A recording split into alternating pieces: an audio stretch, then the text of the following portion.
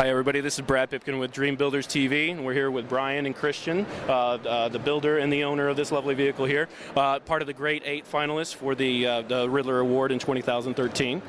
So we were talking a little bit, hoping to get a little bit of an understanding about how you came to this point. You know, it sounds like you had not started out with this in mind. This is something you had intended to be a daily driver originally. So how do you go from deciding daily driver to going all in and saying, let's go for that Riddler? Patience. Yeah. I mean, I think it just developed over time. At a certain point, people were really caught off by it, and we decided there was a possibility to compete, and we just kept going with the design. The finishes got nicer and nicer, kept refining every little area, and then product is what we have. Had you got it to an assembled point and looked at it again and said this is, or had it been disassembled and through that creative process the entire time? We assembled the car a year ago and drove it about 150 miles. Kind of a shakedown, if you will. Well, told him if you want to beat on it, do it now. So he ran it about 150 miles and, burned a set of tires off of it, and we took it apart and made it pretty. And how much change to the design did you have to do since then? Basically none. The car was completely done. It was more refining. Yeah, just the level of detail at that point. Yeah. So you got started with the original idea. Now, when you decided to go for the Riddler, how much of the design changed after that? The car was basically as it is. I mean, it was just a finished level. And the level we never really thought about the Riddler. We thought about the Great 8. I came out here with my wife about 4 years ago, and I said, we should try to make the Great 8. And just see if it goes. And then, wouldn't you know, we get it done on a 50th annual. It's all coincidence. Yeah. Never had any of this in mind. But see, and so you're probably riding high on life right now as far as being selected, as far as the greatest. Yes. It's got to be one of the greatest things from a builder standpoint as well as from an owner standpoint, right? And so the other questions we're asking is if you had to give advice to somebody that was considering from an owning standpoint or from a building standpoint, a little bit different story, but from an owning standpoint, what would you recommend as to whether or not they should go and seek after this, intentionally seek this out as a milestone that they want to accomplish? Personal decision, I guess. I mean, looking back, I don't know what I would change other than, I don't know. I guess I would have a hard time. I think you need to have a lot of patience, and you can't. We had a lot of time to build this car. It took us 8 years to build this car. We were never pushing to get this car. No major milestone, and you just found yourself, okay, it's available, I can submit. This car's been done for at least a month, just sitting there waiting to come here. And some of the unique relationship that Brian and I have is that, he never says no to my ideas. So, I bring in a lot of, modern day kind of supercar-ish ideas, and he's kind of okay, I'll just find a way to do it. So, it allowed me to be creative and keep kind of, developing my ideas, and I never had that idea no, it's just not possible. Well, within reason. It just took time to learn how to do it and then just get it done. Exactly. No is not really the answer. It's just give me some time to just let me figure out how to accomplish this. Exactly. So, part of the time, and we had just a lot of time to actually then develop these designs and see it through. And he was very patient. No matter what it took for me to learn to do whatever we wanted to do on the car, he let me do it. And you said that you've been building cars for him since he was 15. How many other cars have you built? I've built him a street rod pickup and a hot rod motorcycle, and I've built a couple vehicles for his family also. And you said you don't do this professionally. This is kind of just a relationship between you guys. This is just what I do. See that?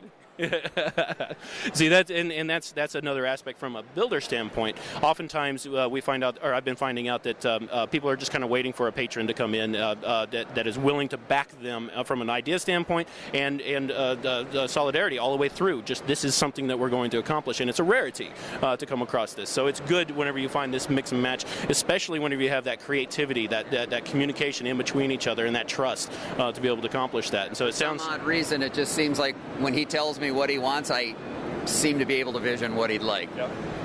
Excellent. Now, so with the award ceremony tomorrow, and it's something, if you guys don't win, what is the next step that you do when you don't win, if you don't win? I would say nothing changes. I mean, we still want to show the car, a couple other shows. Yeah. It is built to be a driver. Yep. We've already driven it. Drives great. And eventually, after we're done showing it, probably in this calendar year, put it in my garage and drive it a little get bit. to enjoy it. Yeah, get to drive it. That's what it's for. Yeah, Exactly. We're doing a 67 Mustang yet, but as of now, we don't have any intentions of making it this caliber of car. Okay. So design specific or engineering specific on some of this. Can you walk us through some of the highlights of what you've done? Things that stick out as far as what you want to point out. Well, before I went to work for Chris, I was a chassis builder in a drag race shop. So that's where the all-tube chassis came from. The guy I used to work for suggested that we use the miniature strut front end. Yeah.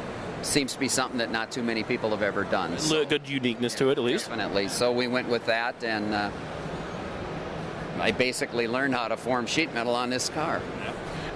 Brand new English wheel, or yeah. A little bit of schooling. Yeah. And that's where it came from. I was a chassis builder and a welder and so on and so forth, but through patience we learned how to form the body, and it's almost an all-form, hand-formed body. And that was the next question. Is obviously the hood and the side panels are going to have to be from scratch, but most likely even all the way through the doors and most of the shell. We bought the grill shell, we bought the cowl stamping, and we bought 2 quarter panel stampings, and everything else is handmade. Okay. And everything else has just been very hand custom fit, even up in through the dash area, or is that an original dash as well? No, that's all been handmade too. What about from a mechanical standpoint on the engine, on the fuel? Is it a fuel injection system, or are these velocity stacks? 27 Ford with a manual 5-speed. Yeah. Straightforward, to the point. It's a runner. It's a good driver. Accomplishes what it needs to. The unique things like we've found out along the way, the rake of the grill, that's the maximum we could get and still have a radiator function from. So the coolant would still flow into the engine without like an assisted pump. Oh wow, yeah. And that was a trial and error process, or was that? Set it at 45 degrees and it looked like it would work. Right. From a design element, we knew we wanted a really raked, and then we wanted the wheels forward. But at a certain point, you can't get them any farther because then you run into the suspension. You used to. The car weighs 2,450 pounds, and the 60% of the weight is on the rear tires. Wow. So it turned out good. Just about right. Now, mocking up all of the layouts and the lines and everything in there, how long did that take out of the multiple years?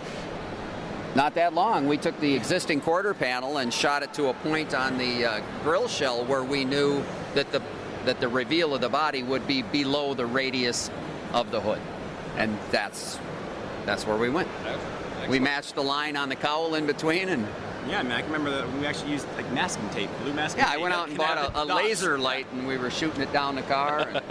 So much of that you have to do by hand, exactly like that, right? Yeah. And it was like, well, let's see if it looks good. Can we connect these two? Yep. And then form it to fit that shape, right? Yeah. Made the tooling and, hammered out the body reveal. Yeah. So in that category of the creativity, what do you think would highlight from your standpoint for the creativity, for the judging? Wow. I think the key elements I see that I like, I love, some of the metal detailing. The windshield is it's one-off. Front end suspension is great. Brian, I mean the whole thing. Every billet part on the car was made for this car only, and so was the windshield post machined, or was that cast originally? They were all machined. All machined. Yeah. So it's actually scanned with a laser to get us, the actual plane, and then we actually, send that. So it's perfectly machined to fit the car. Gotcha. Okay. In the beginning, we were sending parts out locally to have them machined, and about 4 years into our build, we got a CNC ourselves, so we started doing it on our own. So just might as well bite the bullet at that point, right? Maybe it was cheaper. I don't know. Well, maybe, but the learning curve is there. But exactly, if you've got the time available to go through that, you can do iterations significantly quicker. So some other cool things like the air inlets are nice. It's a nice feature. The side ones are actually for brake cooling because we have inboard brakes with the rear end. Functional brake cooling. Yep. So that's kind of a fun, more like a supercar kind of idea. It's really what I like. I mean, it's just the exhaust, the way it comes out through the back is, it's tied in with the actual body. Yeah. So we were talking earlier about the presentation of the build book and so forth. Whose idea was that? My wife's. Yeah, wife. Yeah. And she works in that kind of industry and design and publishing, if you will. Yeah, knew the right people and. Yeah. And so I noticed some of the see-through shots. That was all very well professionally done as far as setting up a booth. Yeah. But then some of it's the dismantled portions, so you had to plan that in advance. Just pictures that I took as we built the car. Really, and you just happened to be able to match it at that exact same camera angle to be able to fit. Well, no, all of those pictures were professionally done. All the see-through pictures were done. And that is definitely one of the things that jumps out at me. But again, I kind of come from that background a little bit as well. So, well. Got it in billet one-piece machine. One off, I assume. By EVOT Industries in California. The motorcycle we built in the interim, when we took a 1-year gap, actually has the matching set of wheels to this. And originally we were going to do it as like yeah. We were going to, yeah. And then at a certain point, kind of like grew apart. But ironically, yeah, the wheels are unbelievable. I mean, very special. A lot of time spent from a machining standpoint to accomplish that too. Yes. They have a great movement to them, and there's very nice pieces. Now, so the other category, engineering, that would fit into a category of engineering for me. Probably some of the fuel injection system up here as well. What about from a workmanship standpoint? That's the one that, from my perspective, is a little subjective sometimes. So, from your standpoint, as the owner on this, workmanship, what does that mean to you on your car? I mean, I've always had a trust in Brian's level of quality, and I think that's never been. I just knew it was there, so. We just took however long it would take to make it as nice as. When we set out to build this car, we said we'd try to make every piece that we possibly could ourselves and make it as nice as we could. And the other thing that we wanted to do is we wanted to have as few people work on this car as possible. Too many chefs in the kitchen, inconsistencies. Because so many cars have so many people that work on it, I thought it would be fun to keep that to a minimum. And we're a small shop or a family, situation, so it's like more invested in it from a connection standpoint, from exactly an honor standpoint whenever you're all said and done, because that's the workmanship, is the pride and honor that you feel in the completion of it, regardless of whether being nominated. Aside from all of this, is just being able to stand here, look at it, and say, I knew exactly what I built is the best that I could whenever I did this, because I was afforded the opportunity and time. Exactly. We had the time to make it as best as we could. You can go through a couple of iterations without the concerns of having to compromise too much. It's like, give me the opportunity to do this, and I will show you what I can accomplish. So, all right. Well, I think that's the majority of the questions that I have. great. Yeah. So, anything else that you specifically want to point out, like I was talking about, as far as highlights? Back to your question about advice to people, I would say, now that we've gone through this, it's not as intimidating as I guess I would have thought it would have been. It's a lot of fun, but as far as design, I would just go for anything. I mean, I don't think there's any barriers to like getting in here, or like you got to have a certain, obviously you can just take so much time on the finish, but kind of open my eyes to what's, the cars that qualify for the 8 and then obviously the award. So there's no specific year model, no specific style, just as long as it's quality and it's been done. And I would just be original and follow. If you have an idea, follow it through, and then just do a great job. I mean, continue to develop your own idea of what it is and make it the best you can. And like, we never tried to come here, and we're here. So, I mean, it kind of shows that it can happen. It can happen. Yep. Yeah. For anybody, right? We're so happy and humble and just having a great time. Yep. Awesome. I'm Brian Mosbeck, builder of Archetype. You're watching Dream Builders TV.